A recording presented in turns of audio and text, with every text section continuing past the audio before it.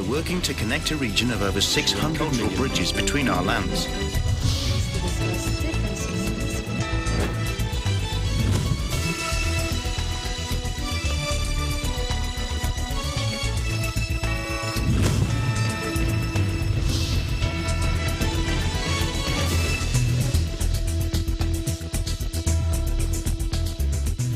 Hello, I'm Alma Angeles. You're watching ASEAN in Focus. And joining me today is... And France denounces the blind and deadly violence in Myanmar.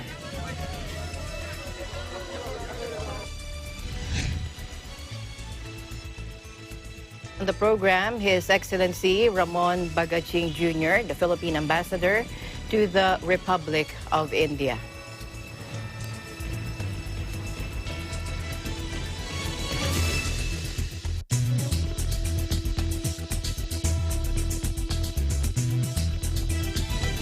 First, President Duterte has retained the enhanced community quarantine classification of the National Capital Region, Bulacan, Cavite, Laguna, and Rizal until April 4. This as he announced the new quarantine classifications in different parts of the country starting April 1 during his regular public address aired over state-run PTV4 on Monday night. The ECQ status, the most restrictive status, is however subject to further review. Take a look. I would be the last person. Ako ang pinakahuling tao dito sa Pilipinas na magpapahirap sa Pilipino. If only I had the power, kung nandyan lang sa akin yung poder na like a magic wand na maalis ka agad itong problema natin, mawala. Gagawin ko to continue the modified enhanced community quarantine city of Santiago, Isabela. Ang general community quarantine the entire Cordillera Administrative Region. Region 2 is Cagayan, Isabela, Vizcaya. Region 4A, Batangas. Region 8, Tacloban. Region 10, Iligan City. Region 11, Davao City. Ang Barn, kasali ang Lanao del Sur. Dito tayo sa modified general community quarantine, well, it is for the rest of the country. So aside from those countries, the places that I have mentioned, yun yung mga stricto. Itong the rest of the Philippines, modified general community quarantine lang. Now, Malacanang earlier assured that the national government will be providing emergency subsidies to Filipinos in areas placed under ECQ. Budget Secretary Wendell Avisado said around 22.9 million beneficiaries could be given emergency assistance during the period. Around 23 billion in unutilized funds will be tapped for this assistance program. During the ECQ last year, beneficiaries received 5,000 and 8,000 pesos for the months of April and May. The second tranche of cash aid was also distributed for Filipinos who did not receive the first tranche.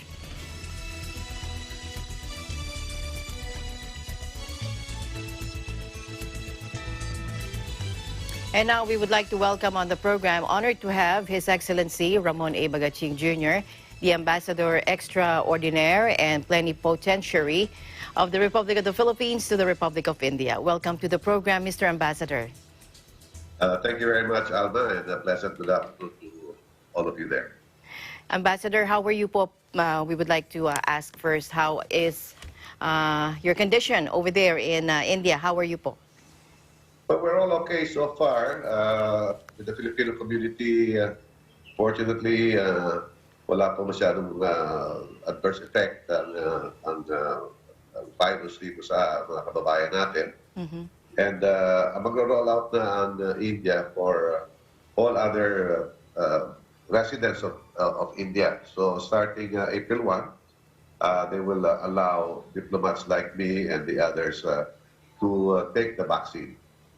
In spite of the fact that there are some states here right now na medyo tumataas ang incidence Yes. na True. ng Uh, COVID. Ambassador, could you give us the general situation in India with regards to the pandemic, and how is the government coping with the rise in new cases of these new variants? Well, right now there are about 11.8 million citizens who have had who had the virus. 11.8. And out of that, siguro mga 163 ang namatay. And so far as the vaccination rollout is concerned, they've had about 55 million citizens already na nakatanggap na ng vaccine. And they're targeting by end of August about 300 million. And as I said, fortunately for us, they're opening it up starting April 1 to even non-citizens and 45 years old and above. Sa ngayon, yung mga 60 years old and above, mabibigyan nila ng bakuna, but starting on April 1, on the Thursday, they'll open it up. Situation of our Filipino community there, ilan po ba ang Filipinos natin dyan po sa India? More or less about 3,000.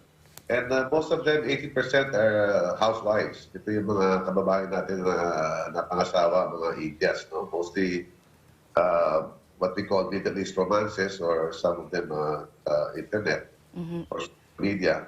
And fortunately again for us, isa lang ang may napisala sa atin na kababayan natin. Last year pa, nung nag-umpisa ang pandemic. But since that time, we have not any deaths, no, ng Pilipino. And as I said, we're very lucky na all of them are safe, they're sound, they're healthy, and they can avail of the vaccine once this is available to everybody, you know, starting April 1. Swerte tayo na walang kababayan tayo ditong kinamaan ng seryoso. Is it for free po, the vaccines? Yes, libre ito sa lahat ng mga Indians and those who want to go to the clinics. But may mga public clinics sila na libre. Ngayon, if you go to a hospital, a private hospital, avail of the vaccine, ang bayad dyan, 250 rupees. Or about, maybe 200 pesos. So, napakamura ng bakuna dito, no, sa mga kababayan natin dito sa India at sa mga Indians. 200 pesos ang pinaka-singil nila sa mga private hospitals. But if you go to a public hospital, it's free. How are we, yung Filipino community po natin dyan, sinabi nyo na they can get for free also, or kung ano man, murang-mura lang talaga yung vaccination po natin. Are there Filipinos who have been vaccinated already? And have you been vaccinated po?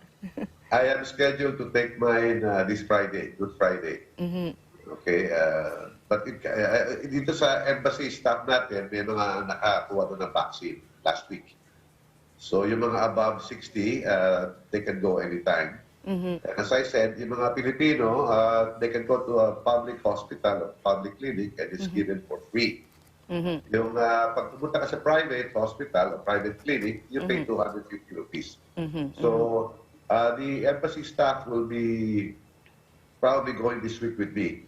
And we'll go to the private clinic and we'll have our vaccines taken. And then we have announced this also to the Filipino community na pwede na sila pupunta maski na sa hospital or clinic and they can get it for free or they pay only so much. Maganda naman ang aming cooperasyon dito sa PhilCom. We met with them last week. They're very grateful for the assistance given by the embassy to them. And we notify them also for the mga developments sa atin. At isang magandang issue dito sa atin, Alma, is that karangalan natin to dahil yung head ng WHO dito sa India ay Pilipino, si Dr. Ofrin.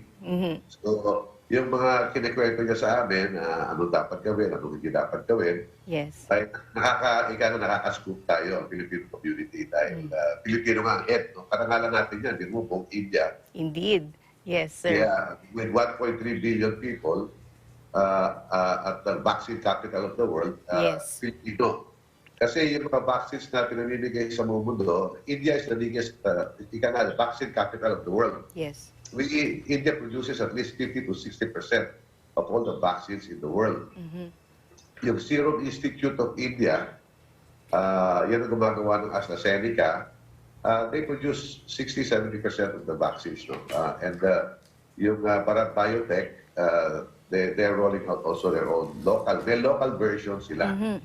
And yung local version, Covaxin ang tawag, out of the 55 million administered dito sa India, 50 million is yung AstraZeneca. O may local brand din sila tawag dito, Covishield. 5 million dyan yung gawa ng India, which is called Covaxin. And we're both working na itong mga bakuna na ito ay maidala dyan sa Pilipinas. Yes. Si Secretary pumunta dito. Second, March 9 to 12. Wala magpirma ng kontrata para sa Novavax. Yung isang bakuna para gagawin ng India. So you mentioned about, you mentioned about Covaxin. Actually, a presidential advisor for entrepreneurship, Joey Concepcion, said the private sector is expected to receive 1 million doses of India's Covaxin this April, Ambassador. Yes, Alma. If we're lucky, awan ng Diyos, makuha yung EUA dyan magmula sa FDA, no? Pag makuha yan next week, then they can start exporting there.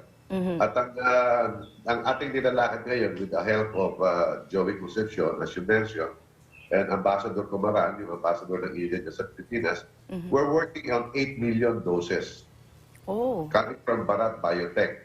Yes. I said, if we get all the approvals from the FDA, hopefully, baka Mayo, may dumating na dyan ng mga 8 million. Hindi naman sabay yung 8 million eh. Tranches yan, siguro ang tranche, mga 600,000. And the second tranche will be about 2-3 million. Up to the end of the year, we're working at 8 million doses. And as I said, if we're lucky, baka madagdagan pa yan. Ang importante is makuha natin yung mga approvals. Yes. You mentioned also about the Bharat Biotech's Covaxin. In its phase 3 trials, it demonstrated 81% interim efficacy in preventing the coronavirus in those without prior infection after the second dose.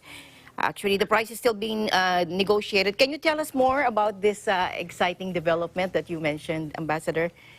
Yes, as I said, masipag ito si Joey Concepcion, yung kanyang negosyo, no? And nagkaroon na kami ng webinar noon to talk with the private sector that this is a very safe vaccine, no less than the President of the Prime Minister and President of India, si Prime Minister Modi, at saka si President Komin, ay nag-take dito at yung mga karamihan ng kanyang mga cabinet secretaries. So itong ni-roll out nila and maganda naman ang feedback. Walang mga serious adverse effects.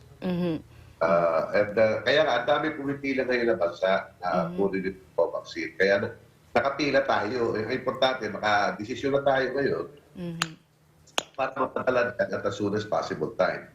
As I said, if we're lucky, 8 million yan, it's going to be a tripartite agreement. Maraming mga LGUs na nakalista doon at saka mga korporasyon na nakalista doon, mapadala dyan, okay na. Kung sakali swerte pa tayo, makahingi tayo ng donasyon, mga 100,000 or whatever. So, but this is purely a public-private partnership, including the LGUs. And the feedback has been very favorable. Sa mga nakakausap ko dito, mga Indian na nakakuha ng Covaxin, wala na daw silang sinasabing serious adverse effects. No? So, we're okay with that. So from a positive perspective, India, despite a sudden rise in cases, is confident in its vaccination program. It is even exporting vaccines with a high efficacy rate. Actually, you mentioned about Covaxin, just a little bit of background. 2-dose vaccine, 28 days apart, no sub-zero storage requirement. Tapos ready-to-use vials po, no reconstitution requirement. Ang galing po, Correct, kasi yung iba, mga major manufacturer ngayon, China, US, UK, and then India. So itong Bharat biotechnology o yung Covaxin at saka yung darating na Novavax, 2 to 8 degrees Celsius lang yan. So walang heavy refrigeration na kinakailangan. So mas madaling i-handle. No? 2 doses, as you said, It can be 28 days, but in some instances, it can be it can be 4 weeks, no, 1 month, no, or more. But as I said, wala masyadong serious side effect. At saka mura. Compared to the others, it's cheaper. Tahimik na tayo dito nagtatrabaho. Ang importante kasi mapadala na dyan eh. Ang importante dumating dyan at ma-jab sa ating mga shoulders. May iba po tayo sandali. How are the travel restrictions and inbound and outbound India po? Napaka-stricto, Alma. Napaka-stricto, no? Same thing, Philippines and India, hindi pwede mga turista. Okay? Very strict sila. The usual exemptions lang, mga diplomats, medical workers, emergency, seafarers. So yung mga Pilipino gusto pumunta dito, kung maging turista lang, we discourage that. At hindi sila nagbibigay ng visa. So ang hindi nagbibigay ng visa sa mga Pilipino maging turista dito. This way, ang mga Indians na gusto pumunta sa Pilipinas na maging turista lang, hindi pa pwede. So, hindi pa pwede yan, no? Except for essential workers. So, and then, ang hirap pa dyan, even if you can get a visa, which is very difficult, ang hirap dyan yung commercial flights. Wala pa rin tayong commercial flights between India and the Philippines, except through the Middle East, which is a mahaba proseso. Yes. So I recommend sa ating mga kababayan and the other Indians who are watching your program to refrain muna, time out muna tayo sa biyahe. Because restricted nga dyan sa Pilipinas, meron tayong quarantine dyan, di ba? So, dito sa India, walang quarantine, pero hindi ka makakuha ng visa. So that's the difficulty. I see. So stay put muna tayo, ito natin. And then in other states here, like Maharashtra, where Mumbai is located, and Kerala, in other states, napaka-stricto nila. Although pag nakakuha ka ng visa, pupunta ka ng India, walang quarantine dito, no? Pero pag pupunta ka sa ibang state, may quarantine sila. So pipili ka muna ng lugar. So you have to check with the Indian embassy there kung ano yung end destination mo sa India. Some areas are okay, Chennai, Calcutta, but some areas are very strict na kailangan ng quarantine at saka mga RT-PCR tests. So makusulta muna sila. How would you compare po yung lockdown measures dyan dito po sa atin sa Pilipinas? Like recently, as you saw earlier, President Duterte just retained the ECQ measures. We went back to ECQ lockdown again in some areas, major areas. Dyan po sa India, how would you compare it po? Well, nakikita nga sa mga pinalalabas yung mga videos, no? Medyo dito sa New Delhi, hindi masyadong stricto. Okay? Pero doon sa sinabi ko mga lugar na talagang strict lockdown, talagang very strict, may curfew. Hindi ka pwedeng lumabas, uhulihin ka ng pulis. Okay? Mga unang mga pictures ng mga simulay, yung pinapalo ng yantok. Yung mga matitigas sa ulo, di ba? So may mga ganun sitwasyon noon. Pero ngayon, wala na ngayon. But pulihin ka lang at pagkakalitan ka. Tapos mayroon mga ibang lumalabas ka na sa social media, isasakay ka doon sa sasakyan na may mga COVID positive. So nakakatakutan, di ba? So meron silang mga out-of-the-box situations or remedies. But right now, the people are following naman. Sumusunod naman ng mga kababayan dito. Dahil takutan rin sila makasakit. Although, as I said, yung death rate dito, napakababa, less than 1%. That's true.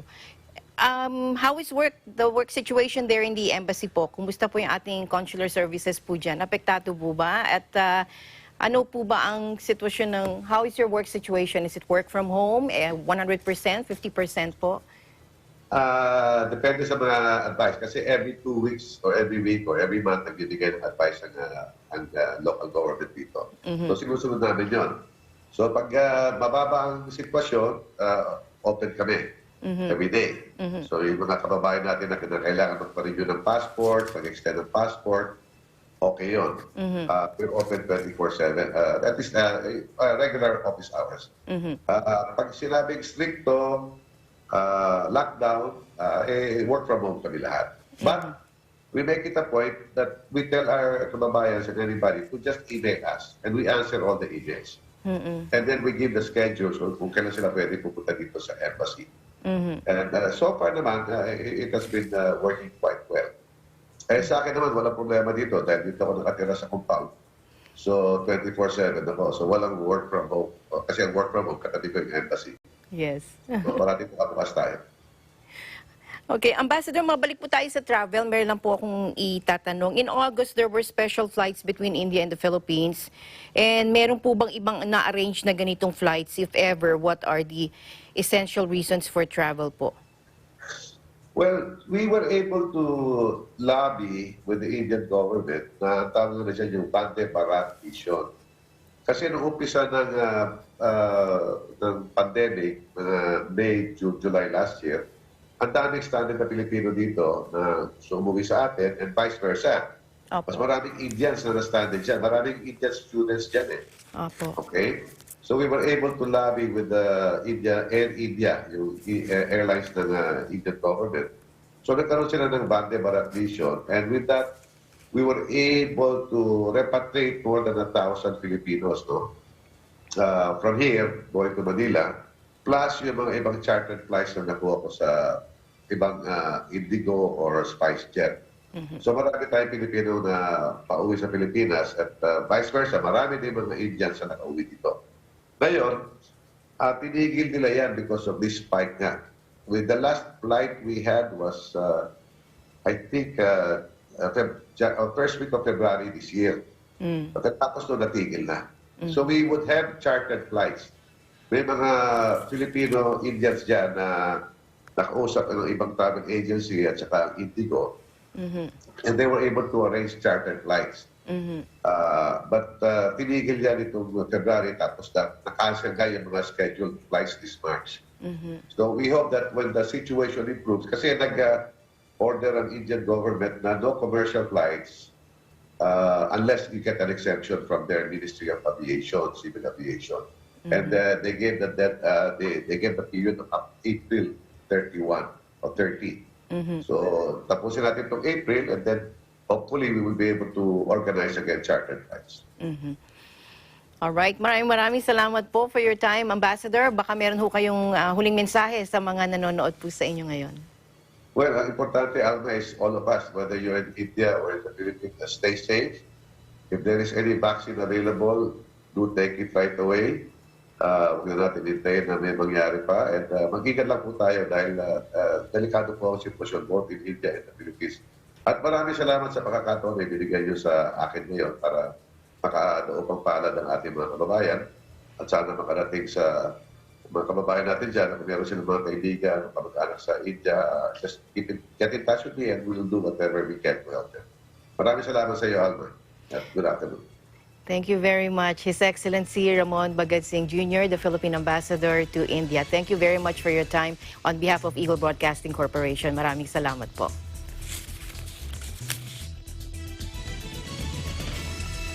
The Prime Minister of Malaysia says the community must play a role as frontliners versus COVID-19. We have Ruby Tinawin from our EBC Malaysia Bureau to tell us more about it. Hi, Ruby. Hi, Esther. Yes, here's the latest update on the vaccination program here in Malaysia. According to the latest statistics, a total of 6.4 million Malaysians have registered to receive the vaccine through the MySejahtera app. However, to date, only a total of 481,989 first and second vaccine doses have been administered so far. And although the number of positive cases may have decreased recently, the number of infection remained high. Prime Minister Tan Sri Muhyiddin Yassin said that until the 80% vaccination target is fulfilled, the nation will continue to face difficulties in combating the spread of the virus. To address these worrying situations, Prime Minister Muhyiddin has launched what we call the Community Empowerment Program yesterday. And this was a move to curb the spread of the virus. The Prime Minister decided that the best approach to control the spread of infection in the community is by ensuring that the community itself increases its effort in playing the role as frontliners. Now, the Community Empowerment Program will be carried out under the Agent Basmi COVID-19, or what they call ABC-19. And this will be under the wing of the National Disaster Management Agency, who has been directed to oversee the implementation of the ABC-19 program nationwide. Now, what is ABC-19 program all about? ABC-19 implements a whole of society approach which involves the participation of government agencies, community leaders, and volunteers from NGOs nationwide. The ABC-19 also activates community-level committees. Muhyiddin believe community leaders who are the backbone of their respective committees or communities who must be collectively mobilized to ensure the success of the program. Now, ABC-19 also would assist the promotion of COVID-19 vaccine registration while educating others in the community on preventive measures associated with COVID-19. Now, ABC-19 through respective communities will also implement monitoring activities for COVID-19 cases while preventing outsiders from entering their respective areas without control. Now, the community leaders who registered for the ABC-19 program would ensure that their respective communities abide by the COVID-19 standard operating procedures and the new normal. According to the Prime Minister, as of March 23 this year, a total of 29,407 agency personnel and community leaders have reached out to over 1.32 million Malaysians through various programs at more than 22,166 hotspots and focus areas. He also said membership under the ABC-19 program is set to increase once the volunteers have started to get themselves involved. Now, the Prime Minister believes this approach will help prevent the spread of the COVID-19 virus, while also ensuring that 80% of adult Malaysians are vaccinated against COVID-19 by February next year. Back to you, Esther. Thank you, Ruby, for all your updates. We miss you and we hope to hear more news from you. Stay safe and stay healthy. Yes, reporting from EBC Malaysia Bureau, this is Ruby Tinawin. We live in interesting times. Thank you, Ruby. Esther and I will be back right after this short break.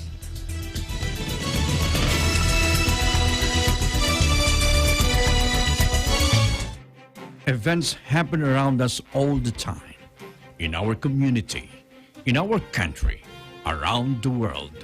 Events that affect people, move communities, or simply inspire us. Interesting events that people need to know. In these interesting times, we continue to be a competent partner in delivering news about these events. Fast, accurate, balanced, eagle news, because we live in interesting times.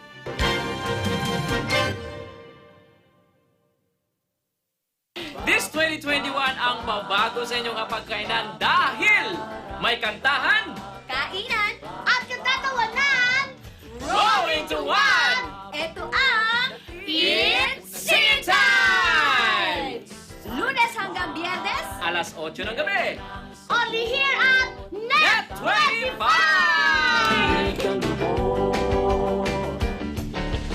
It's singing time!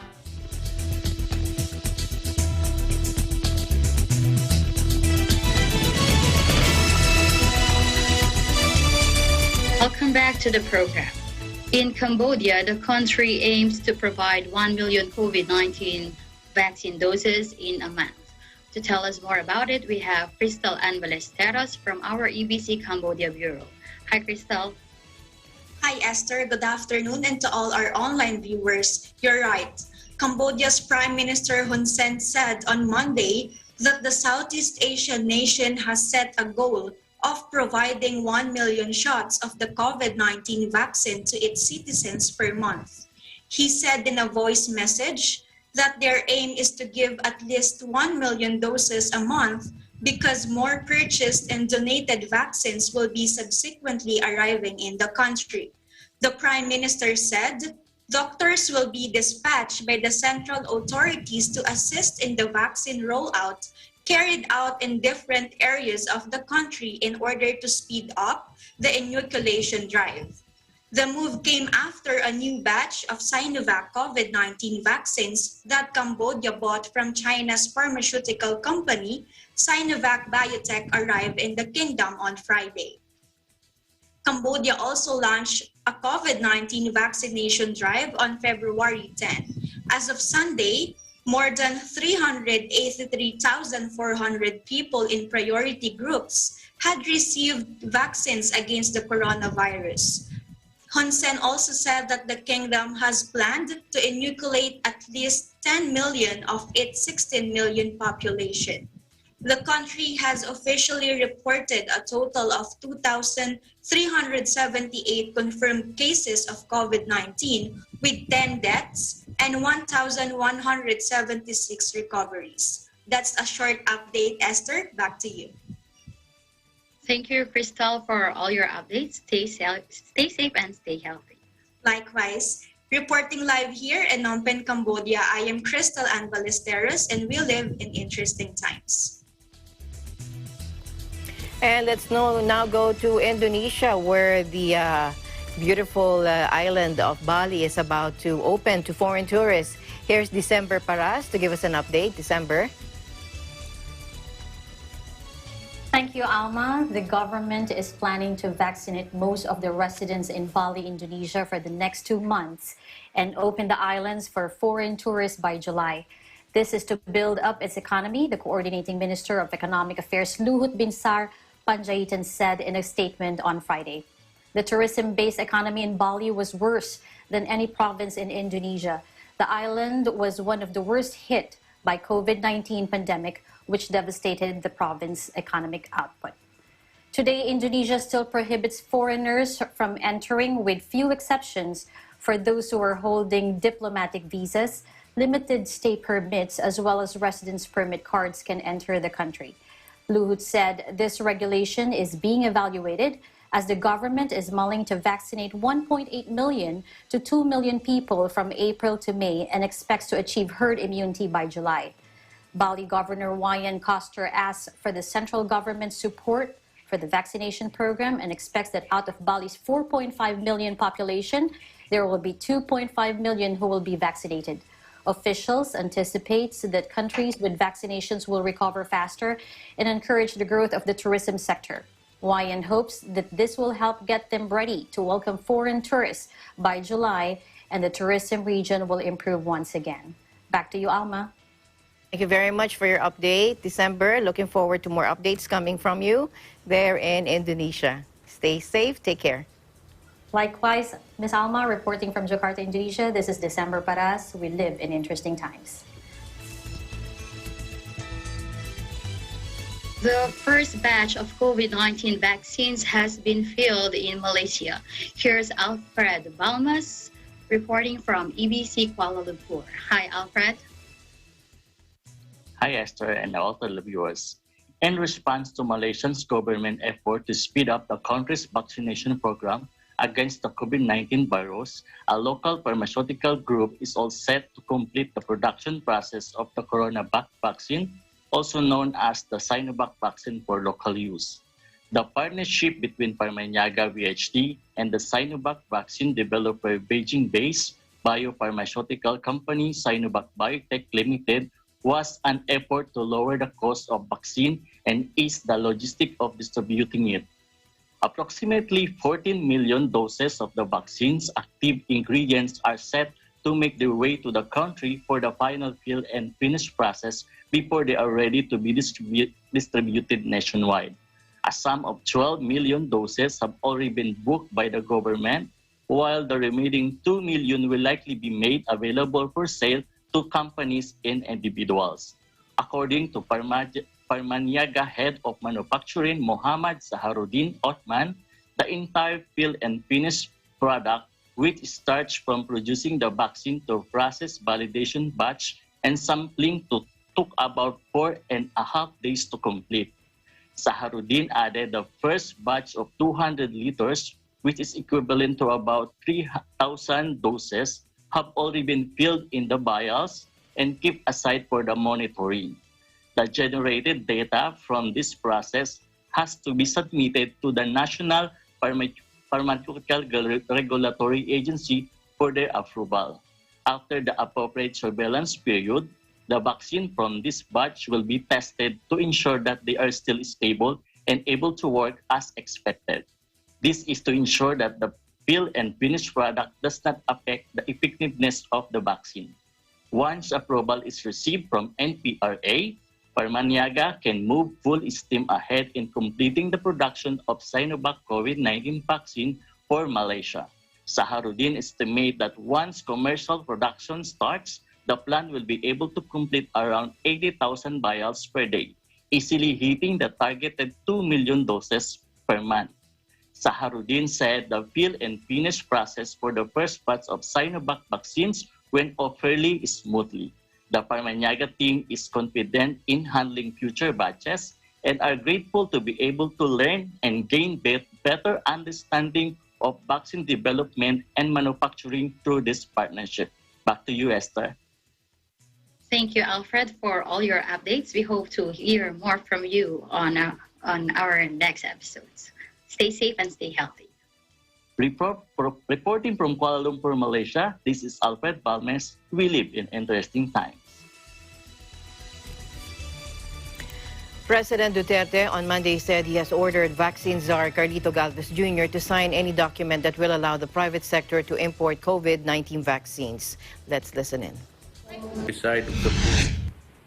I have ordered Secretary Galvez to sign any and all documents that would allow the private sector to import at will. Baski ilan ang gusto nilang ipasok. Okay sa akin. Tayong gobyerno, ito lang ang nakuha natin, ito lang rin ang binigay. Well, of course, hindi natin masabi na mas marami ang mabili ng private sector. But dito sa Pilipinas, maraming mga negosyante na gustong bumili kasi ibigay nila sa kanilang mga trabahante. You know what is the reason? Do you know the reason why? So that the economy can be opened. Yung mga factories nila, walang trabahante. Because itong karaming restrictions sa mobility ng tao. There are so many restrictions and workers come from all places. So it's hardly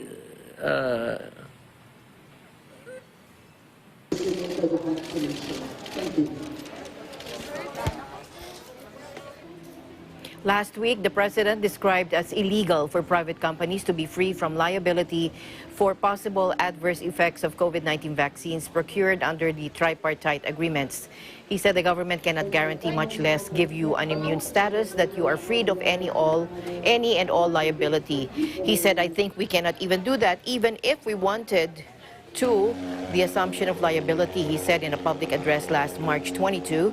Malacanang later clarified that the government will pay compensation now to those who would suffer from possible adverse effects of COVID-19 vaccines unless there is willful misconduct and gross negligence on the part of the private entities. This is stipulated under Republic Act 11525 or the COVID-19 Vaccination Program Act of 2021. President Duterte on Monday vowed to go after sellers of fake COVID-19 vaccines in the country. In a pre-recorded public address, Duterte issued a stern warning against unscrupulous individuals selling fake vaccines or suffer the consequences of their actions. Let's watch this. Papabili ng mga fake, itong nag-i-import na yung walang source, tapos fake. tapos ang mga tao magpabakuna, magbayad ng mahal, dahil nga may bakuna available, hindi na maghintay. I'm just warning you.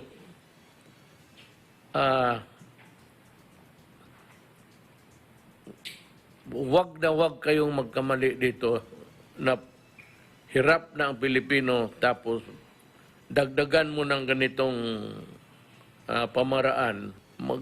Magpeke na kayo ng mga candy dyan, pati wag itong medisina. I'm warning you. I say it now. I'm saying it again. And I will not say it anymore. Huwag kayong magkamali dito. Hahanapin kita at ibigay ko sa iyo ano ang dapat para sa iyo. Ganito lang ang mundo eh. Hindi mo mapigil yung mga ganitong klaseng krimen. We are really doing our very best, the best of our best na talent getting the vaccine from anywhere. Para minus-minus yung hawaan.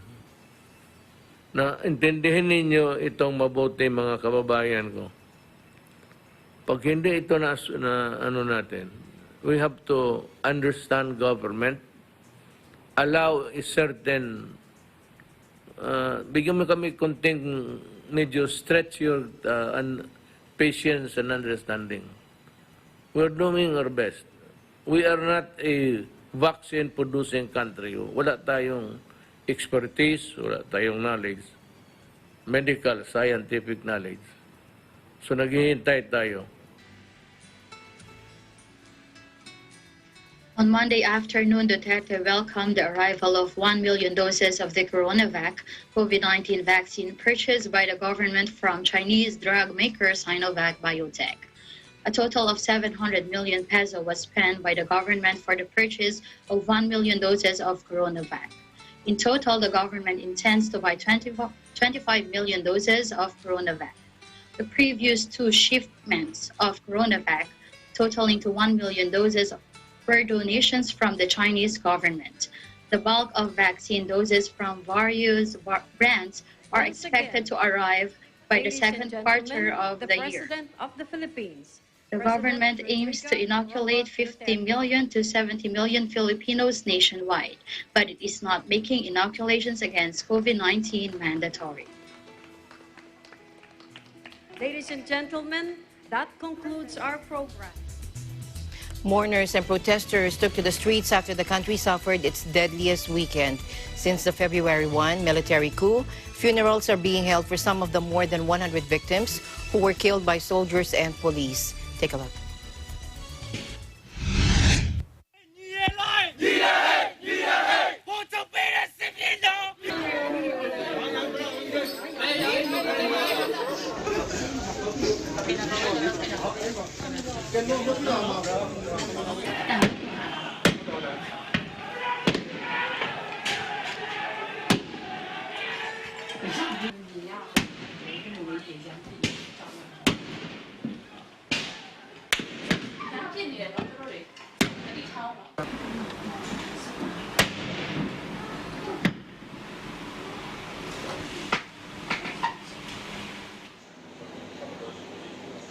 This is brutal savagery. This is a military that was essentially completely out of control, knowing very well that they could do whatever they want and they would not be held accountable. And, you know, it is ultimately the real face of the Burmese military was seen on Saturday.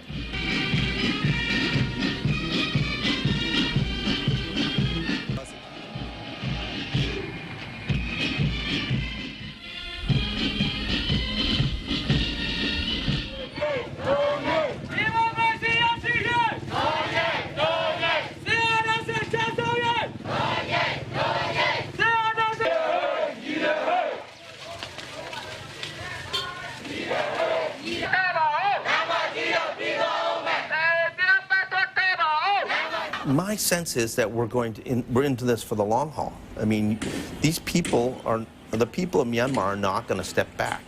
You know, they have been under military dictatorship in the past. They spent almost 5 decades under military rule. And they know what it means. And they know that going back is not an option. So I expect we're going to see continued resistance. We're going to see continued protests. We're going to see people manning the barricades. And we're going to see more and more people killed. This is going to be an ongoing tragedy. My greatest fear is that the international community loses interest and decides to think about something else and leaves the Myanmar people to their fate.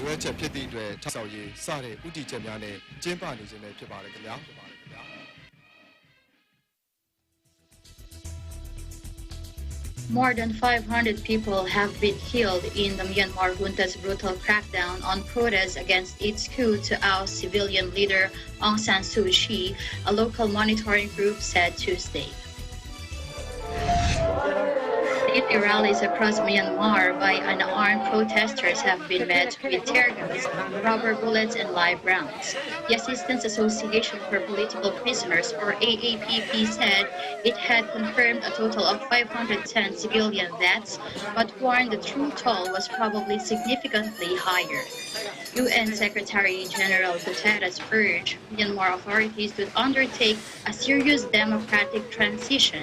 Despite the bloodshed, protesters turned out again on Monday, with mourners at funeral defiantly showing the three-fingered salute that has become emblematic of the movement. The UN Secretary Council will meet on Wednesday to discuss the situation, diplomatic sources said after Britain called for emergency talks.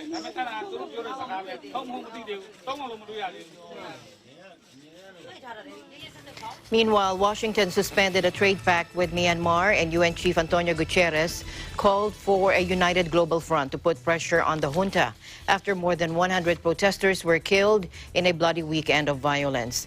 U.S. President Joe Biden's administration announced on Monday that the 2013 Trade and Investment Framework Agreement, which laid out ways to boost business but was not a fully fledged deal, would remain suspended until democracy is restored. U.S. Trade Representative Catherine Tai said the United States strongly condemns the Burmese security forces' brutal violence against civilians using Myanmar's former name of Burma. She said all bilateral agreement under their 2013 Trade and Investment Framework will remain in effect until the return of a democratically elected government. The statement effectively removes Myanmar from the generalized system of preferences in which the U.S. grants duty-free access to some imports from developing nations if they meet key standards. The U.S. had cooperated with Myanmar on trade and investment to support the nation's integration into the global economy. The suspension is effective immediately.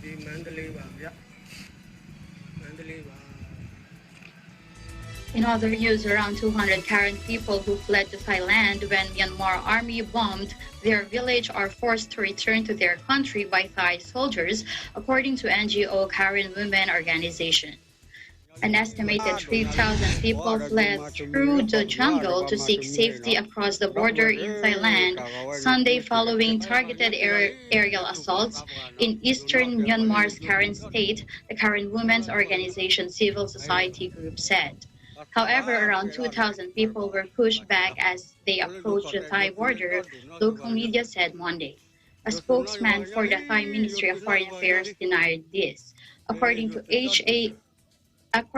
Samu, an ethnic Karen and human rights activist, the weekend airstrikes, the first in the States in 20 years, killed 4 people and left 9 injured.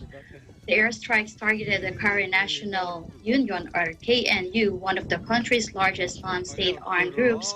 There are fears that the Myanmar military may launch a major operation against Karen rebels, which could force more people to flee their homes.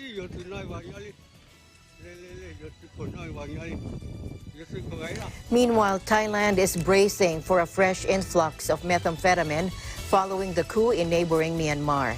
The Thai Narcotics Bureau has already seized more than 80 million yaba pills in the past 6 months, a record haul partly blamed on a supply glut caused by the coronavirus pandemic.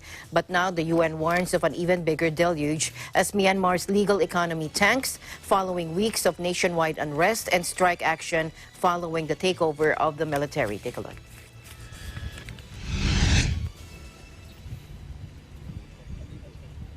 กับลำนั้นว่าที่ออกมานะครับ พวกที่ค้ายาเสพติดผิดกฎหมายเขาจะมาหลายๆรูปแบบนะครับแฝงมาในการเป็นชาวบ้านหาปลาบ้างนะครับโดยใช้เรือหางยาวพอสบโอกาสถ้าปลอดคนหรือว่ามีคนลาดตระเวนเขาจะก็นัดส่งยาโดยทุกวันนี้มันการโซเชียลมันเจริญโทรศัพท์แจ้งกันแล้วเขาก็ส่งแล้วก็พวกนี้รับใช้เวลาไม่นานแล้วก็ขึ้นรถกลับไปเลยเขาก็ขนยาขึ้นมาพักไว้ที่ริมตลิ่งแล้วก็ฐานโดยก็มีรถของฝั่งไทยนะครับรถฝั่งไทยรถฟอร์จูเนอร์โดยมารับยาขึ้นไปพอดีเขาขึ้นไปกำลังขึ้นยาเสร็จแล้วครับกำลังจะออกไปพอดีเจ้าหน้าที่ตำรวจที่สพบันเดือลาดตระเวนมาเจอพอดีขอตรวจค้นเขาก็ขับหนีคนนี้ก็วิ่งไล่ประชิดแล้วก็ประกบแล้วก็จับได้นะครับได้ผู้ต้องหา1 คนยาบ้า5 ล้านเม็ด The ethnic armed groups that make money from this trade either by allowing their territory to be used or taxing the trade are looking at the current situation in Myanmar as an opportunity to reinforce their position, to reinforce their territory and they need money to do that because they're going to need arms. They're going to need to pay their small armies, and maybe grow those small armies. So they're looking at how can they make money and how can they make it fast while the Tatmadaw is distracted. In times of crisis, they tend to scale up the production, and we very much expect that in the near term, I'd say 2 to 3 months from now, we would probably start seeing increased flows out of Shan State. And right now, the easiest way to get them out of Shan State is through Laos. Through Laos, back into Thailand in the northeast. It's basically the gateway for access into the rest of Southeast Asia at the moment. We heard figures yesterday that were 5 tons of ice since October, 70 plus million Yaba tablets since October. These are numbers that are just shocking. And 5 tons of ice is worth a fortune if it gets to Australia or Japan or whatnot. And we just heard from the military this morning that it's for international markets, the ice, largely. So it's really straight through here. The idea is to get it out through Thailand. Synthetic drug production is already the #1 revenue source for several insurgent groups and militias in lawless pockets of Myanmar, close to the borders of Thailand and Laos. The frontier traversing the 3 countries makes up the Golden Triangle that has for decades been the hub of Southeast Asia's lucrative drug trade.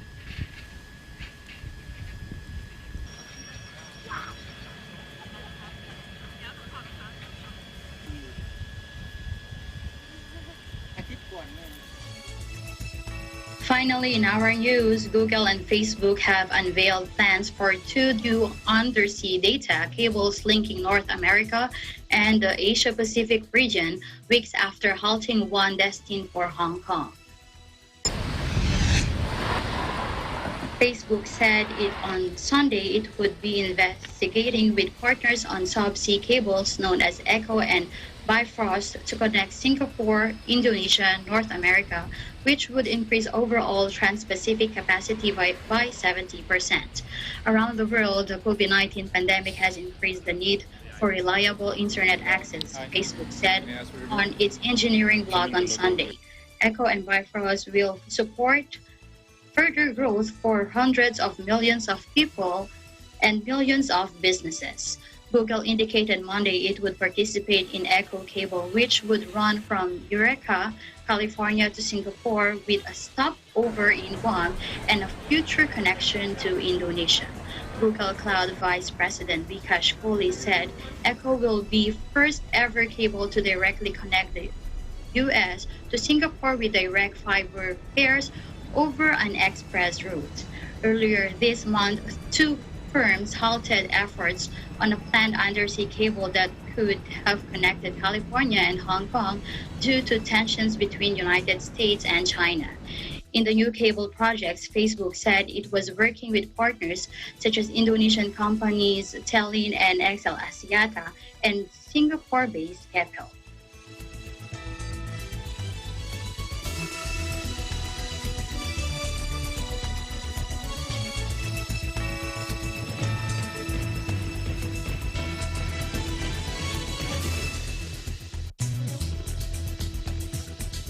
And that's all the time we have for you today. Thank you, Esther, for keeping me company.